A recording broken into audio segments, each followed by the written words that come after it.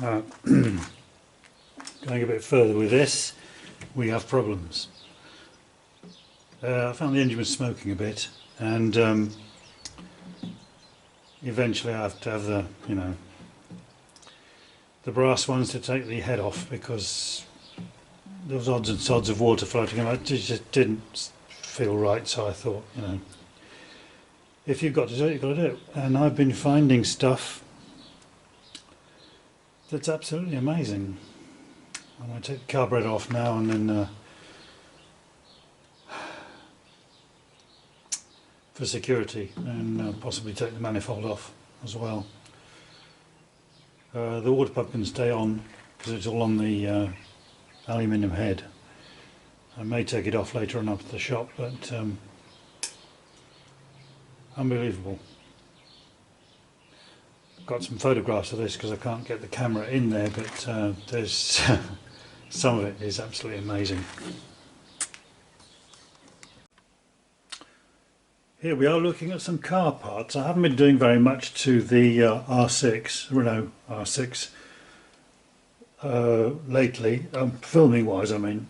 I have been from time to time taking more and more things off it, and I eventually decided that the oil leaks onto the engine block.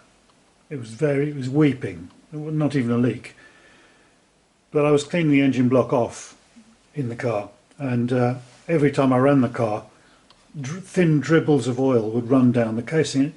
I couldn't see where it was coming from. It was underneath the alternator, but you can be sure and certain it's coming from this cylinder head. The gasket obviously wasn't doing its job, so I thought, I'll do this, I'll do that, I'll do the other, and eventually I realised I had to take the head off for a car that was running. The two problems with that: the weeping head gasket, I thought, and the fact that on changing up the gears through the box, not so much down the gears, up the box, under acceleration, it was puffing smoke out, blue smoke out the back, oil being burnt. The oil level wasn't going down, it was not much, and it was only when the going up the box under pressure, as it were. But it was really annoying because people could see it behind me and I could see it in the mirrors, and it's not right. That's not up to par. So basically these are some of the parts I started to take off. What I do is every part I take off, I'm allowed to do it up and paint it and clean it. If I don't, I leave it as it is, original. So these are the parts. You can see there, the carburetor. Behind the carburetor there is the water pump. It has a plate on the back, an adapter plate to the engine. The fan was originally yellow, but very rusty, very horrible, so I cleaned out and painted it. There's an engine support there. Control box, electrical control box, pulleys.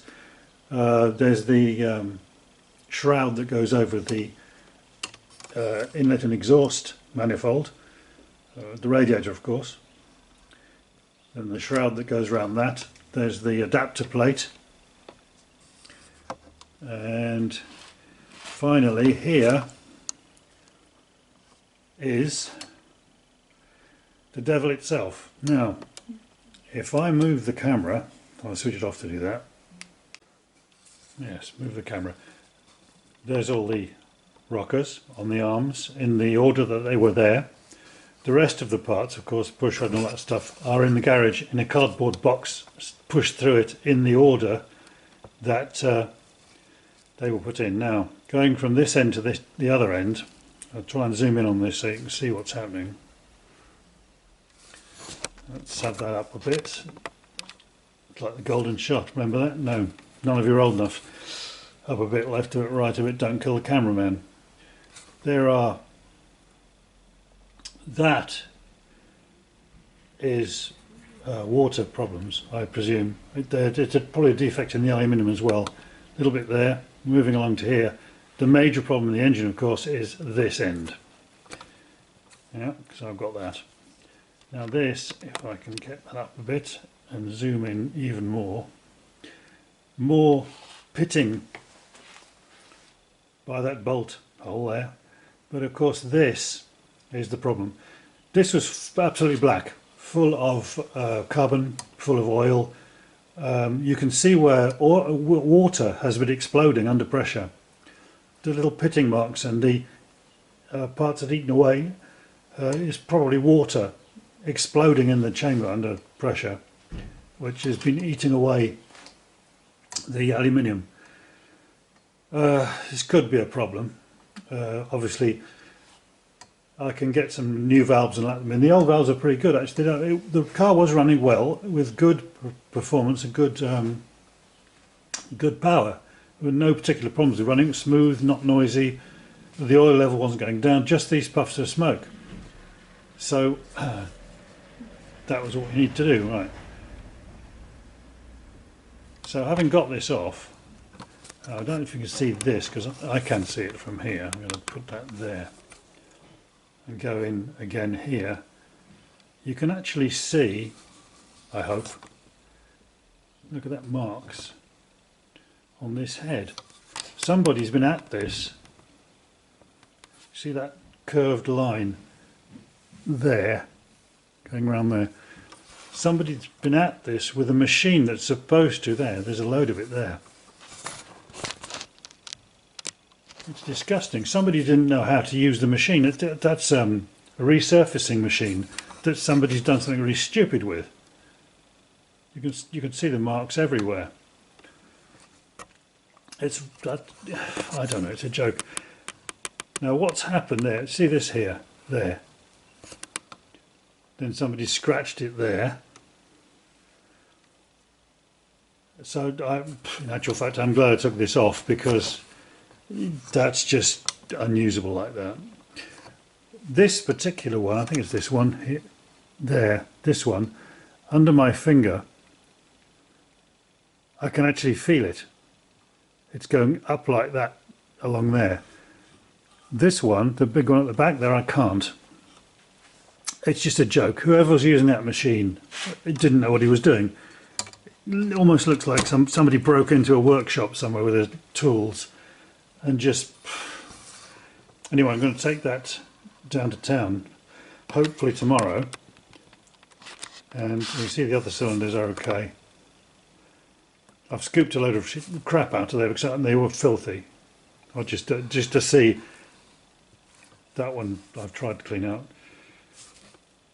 Obviously those pitting marks cannot be taken out by surfacing because you'd go too low. You'd have your valves bashing into the pistons. I don't know what the normal thicknesses are here. It may well be they've gone down to the limit, in which case the cylinder head's rubbish. However, that one that I've just shown you, this one here-ish, I think it's there, yeah, this one. This one here. This is where the oil was leaking down, coming out of here. It's terrible. I can really feel it. Anyway, what's happened is the guy who sold it to me, I think, did a lot of silly work on it. You know, easy things to do. And cleaned it up so that none of this showed. Let's come out of there. So none of this showed at all. And so the car would run, the engine would be clean. I drove it around for what, a quarter of an hour, and of course didn't open the bonnet to look again at what was going on in there. So what I think they've done is they've bought this car cheaper than I bought it for, and I didn't pay much for it either, and done some stuff to it.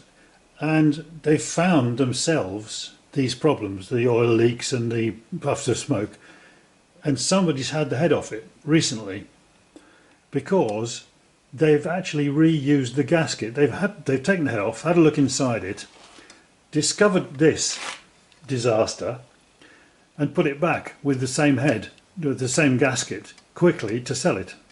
And that's why he's got rid of it. They'd done a load of work, which is nice. Somebody before that did all the brake hoses, did a lot of stuff which is reasonably expensive. But they didn't do the stuff like the wheel cylinders.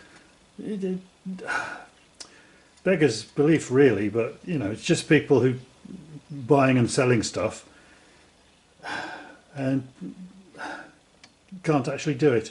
Anyway, I'm off down to Narbonne tomorrow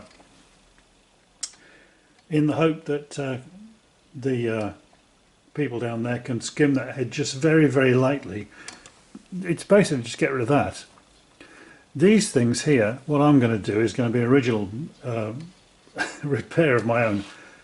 I have done it before, a long time ago, but I didn't have the proper, it worked as well, it didn't have the proper stuff that we have now. I've got an American product, which is a type of metal mastic, which is specifically made for motors, and it'll go up to 400 degrees, I think, without any, so the motor gets to 400 degrees, it's dead. So it'll survive, and you just paste it on. It's like body mastic. Paste it on, let it dry, flatten it off perfectly, because these parts are just underneath the gaskets, so there's no leaks or nothing possible there. And once it's squeezed on with the gasket, that'll be all right. I don't really need to do it, but I might. I just want to try and do it. So that's it.